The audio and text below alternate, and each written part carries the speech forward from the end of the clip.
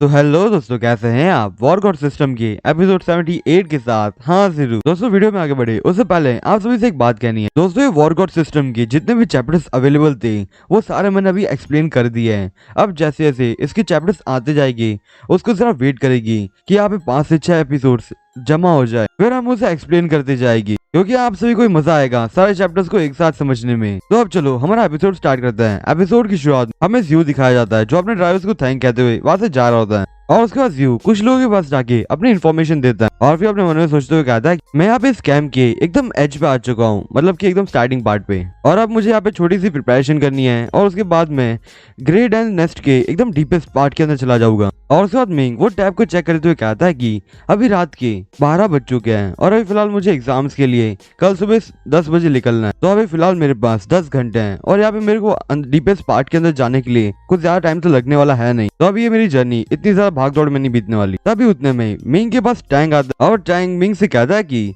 Brother तुम यहाँ पे आ गए। ज़्यू टैंग से कहता है कि मैं जब रिसेप्शन पे गया था इलाइट ट्रेनिंग कैंप के, तब वहाँ के जो स्टाफ थे उन लोगों ने मुझे कहा था कि तुम यहाँ पे इलाइट एग्जाम्स के लिए पहले निकल चुके हो, तो मुझे तब लगा था कि मैं तुमसे नहीं मिल पाऊंगा, पर देखो यहाँ पे मैं तुमसे मिल चुका हूँ। टैंग मिंग से कहता है कि क्या तुमने भी इस एग्जाम्स के अंदर पार्ट लिया है और क्या तुम्हारी टीम के अंदर तुम पहले से ज्वाइन हो चुके हो। ज़्यू से कहता है कि मैं यहाँ पे तुम्हारी ये एग्जाम्स के लिए नहीं आया था, और फिर अपने मन में सोचते हुए कहता है कि अगर मैं यहाँ पे उसे बता दूं कि मैं यहाँ पे वॉर गॉड प्रीडेटरी एग्जाम्स के लिए आया था तो इस तरह से अच्छा नहीं लगेगा। टैंग ज़्यू से कहता है कि तो तुम अभी इस ट्रेनिंग सेंटर के अंदर आए हो तो तुम्हारी जो कॉम्बैट एबिलिटीज हैं वो अब शायद से एक एडवांस्ड वॉरियर तक तो पहुंची चुकी होगी। ज़्यू से कहता है कि हाँ मेरी जो एबिलिटीज हैं वो वहां तक तो पहुंच चुकी है, और फिर अपने मन में सोचते हुए कहता है कि अगर मैंने इसे बता दिया जो मेरी कॉम्बैट एबिलिटीज हैं वो इससे भी ज्यादा ऊपर पहुंच चुकी है तो शायद से ब्रदर टैंग हर्ट हो सकता है। तभी टैंग मिंग से कहता है कि चलो ये तो अच्छी बात है कि तुम्हारा रैंक इतना ऊपर आ चुका है, तो अब चलो हमारी जो टीम है उसके अंदर एक बंदा कम है,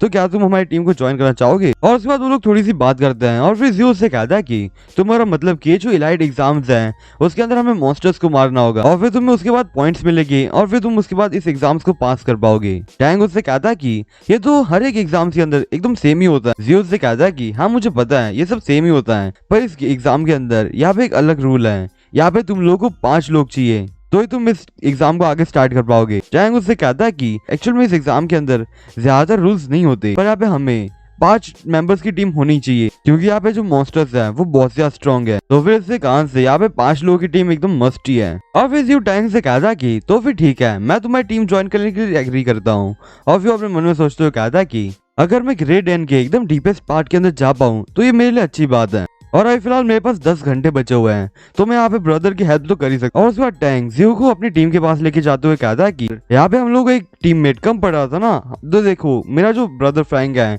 वो हमें ज्वाइन करने वाला है। जॉन्ग ज़्यू से कहते हैं कि तुम बहुत ज्यादा हैंडसम दिखते हो, अबे तुम आगे चल के बहुत ज्यादा चिंता मत करना, मैं तुम्हारा अच्छे से ध्यान रखूंगी। और फिर ज़ियान ज़्यू से कहता है कि अब से मैं तुम्हें ज़ियाओ फैन बुलाऊंगा और तुम एग्जाम्स के वक्त तुम मेरे बाजू में रह सकते हो ताकि मैं तुम्हारी हेल्प कर पाऊँ। ज़ियान सभी को थैंक्स कहता है और अपने मन में सोचते हुए कहता है कि यहाँ पे जो ब्रदर टैंग को जो टीम मिली है वो जरा अच्छी है। अभी टैंग ज़्यू को जरा और इंट्रोड्यूस करते हुए कहता है कि इस ज़्यू जिनिंग सिटी के अंदर जब था तब उसका जो रैंक था वो इंटरमीडिएट स्टार वॉरियर का था, और अभी वो कुछ ही महीनों पहले एडवांस स्टार वॉरियर पे आ चुका है। और मैं अभी तुम लोगों की जानकारी के लिए बता दूं इसकी जो एज है वो अभी 20 साल की भी नहीं हुई है, पर ये फिर भी इस स्टेज पे पहुंच चुका है। और फिर तभी गोंग उन सभी को देखते हुए कहता है कि यहाँ पे एक 20 साल का लड़का है जिसको अभी एडवांस स्टार वॉरियर की रैंक मिली हुई है, ये तो अच्छी बात है, पर यहाँ पे इसके पास भी सेम कॉम्बैट एबिलिटीज है जो हमारे पास है, तो ये बिल्कुल मजेदार तो है नहीं, क्योंकि अभी तुम तीनों को ही देख लो, तुम तीनों भी वीक हो और यहाँ पे एक और बंदा जो वीक है वो हमारे लिए सिर्फ एक बर्डन का काम करने वाला है। तभी टैंग होंग से कहता है कि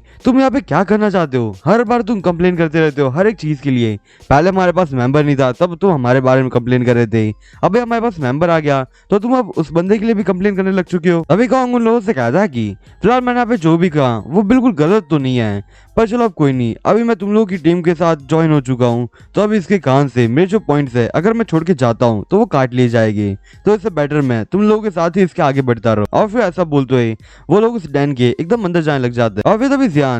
जियो से कहता कि अगर तुम थक जाओ तो तुम मुझे बोल सकते हो। तभी जियो तुरंत ही उससे कहता कि तुम्हारे ये बोलने के लिए जरा थैंक यू, पर अगर तुम थक जाओ तो मुझे बता देना, मैं तुम्हारी हेल्प कर लूंगा। और फिर तभी वो जिस जगह से जा रहे थे वहाँ पे एक बीस्ट होता है और ये दो बीस्ट को जियो एक्चुअल में सेंस कर चुका होता है और वो अपने मन में सोचते हुए कहता है कि ये जो बीस्ट मैंने अभी डिटेक्ट किया है वो इतनी ज्यादा स्ट्रॉन्ग तो है नहीं। और फिर वो बीस्ट वो तुरंत ही उन लोगों के ऊपर अटैक करने के लिए आगे बढ़ रहा होता है, पर तभी जियो अपनी एनर्जी का जरा सा पार्ट रिलीज करता है जिससे कान से वो जो बीस्ट होता है वो उधर ही कांपने लग चुके होता है। और जियो अपने मन में सोचते हुए कहता है कि मैंने यहाँ पे गलती से ही अपनी जो एनर्जी का जरा सा पार्ट यहाँ पे दिखा दिया और ये बीस्ट कितने ज्यादा डर चुके हैं। और फिर तभी तुरंत ही टैंक बीच में आके उन मॉन्स्टर्स को मार देता है। और फिर दूसरी तरफ कॉन्ग एकदम तेज से आगे बढ़ते हुए वहाँ पे दूसरे बीस्ट को मार देता है और वो कहता है कि मेरी एबिलिटी कितनी ज्यादा अच्छी है, मैंने सिर्फ एक ही स्लैश में इसे खत्म कर दिया। तभी डोंग कॉन्ग के ऊपर चिल्लाते हुए कहते कि तुम यहाँ पे अभी हमें क्या साबित करना चाहते हो, हमें पहले से ही पता है कि तुम बहुत ज्यादा स्ट्रॉन्ग हो और अभी फिलहाल ये जो बीस्ट हमारे सामने आए थे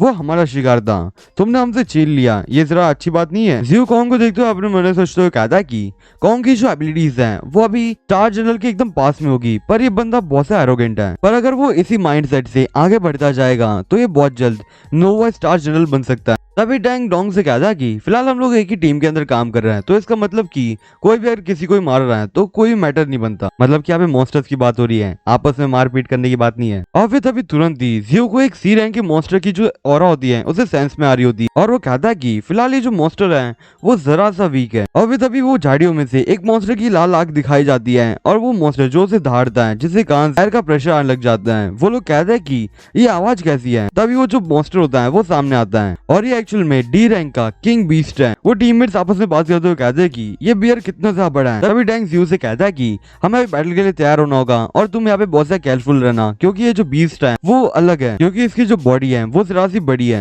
जियो टैंक से कहता है कि हाँ तुमने सही कहा, ये भले एक डी रैंक का मॉन्स्टर है पर वो यहाँ पे बस अपनी बॉडी की वजह से बहुत ज्यादा स्ट्रॉन्ग बन चुका है, पर अभी फिलहाल इसका जो रैंक है वो स्टार जनरल रैंक में आता। तभी डोंग कॉन्ग से कहते हैं कि तो अभी यहाँ पे तुम वेट किसके लिए कर रहे हो, अभी तुम्हारी बारी है अपनी एबिलिटी को यहाँ पे दिखाने के लिए। तभी तुरंत ही कॉन्ग वहां से भागते हुए कहता है कि तो दोस्तों अगर तुम लोगों को यहाँ पे मरना है तो तुम लोग यहाँ पे मर सकते हो, मैं तो यहाँ से चला। वो टीममेट्स आपस में बात करते हुए कहता है कि पार्टी बदल लिया साला। ये कॉन्ग कितना अजीब सा आदमी है, इसने हमें ऐसी क्राइसिस के अंदर अकेला छोड़ के जा रहा है। जियो उन सभी से कहता है कि अभी फिलहाल उस बारे में कोई बात मत करो, हमें अभी फिलहाल हमें इस मॉन्स्टर के साथ बैटल करना होगा। और फिर तभी उतने में वो बीस्ट एक टैंकर के ऊपर अटैक करता है। वो टैंकर अपनी शील्ड से रोक रहा होता है उस मॉन्स्टर को। वो रोकते हुए कहता है कि फिलहाल मैं यहाँ पे कुछ देर तक ही इस बीस्ट को रोक पाऊंगा। दोस्तों आज के लिए बस इतना है, मैं आपसे फिर मिलूंगा इस सीरीज के अगले एपिसोड के साथ, तब तक के लिए बाय।